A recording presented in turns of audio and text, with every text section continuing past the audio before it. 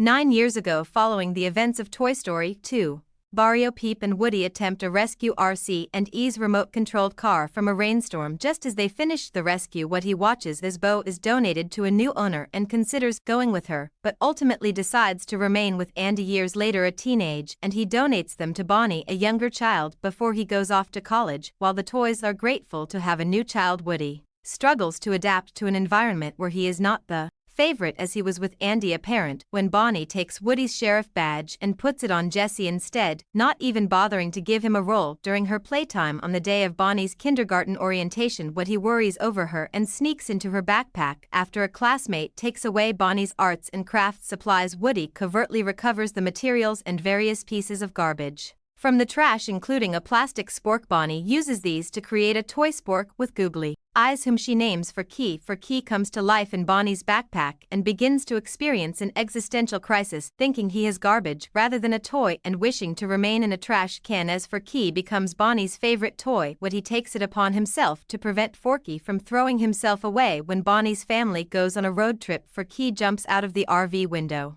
and what he pursues him. After what he explains how important he is to Bonnie, for he decides to accompany Woody and return to her near the RV park where Bonnie's family is staying. Woody spots Bo Peep's lamp in an antique store window and goes in, hoping to find her inside. He and Forky encounter a talking doll named Gabby Gabby, who desires Woody's voice box to replace her broken one. While Woody is able to escape, Gabby captures Forky at a playground nearby. Woody is reunited with Bo Peep, who now live as lost toys that aren't dedicated to one child. Bo agrees to help what he save Forky and get back to Bonnie. Meanwhile, Buzz searches for Woody but becomes lost at a fairground and becomes a carnival game prize. He escapes with plush toys Ducky and Bunny, and they meet up with Woody and Bo with help of Pocket Toy Cop Giggle Mick Dimples and stuntman toy Duke Kaboom. They unsuccessfully tried to rescue Forky from Gabby, her ventriloquist puppet henchman, and the store owner's cat. In the aftermath of the failed rescue, Bo and the other toys argue over whether to go back. What he declares that rescuing Forky is his remaining purpose and tells Bo that being loyal is something a lost toy wouldn't understand alone. What he encounters Gabby again, who expresses her longing for a child's love. What he sympathizes with her and willingly trades his voice box for Forky. The toys part ways, but what he watches Gabby as she is rejected by her ideal owner Harmony. Woody comforts a heartbroken Gabby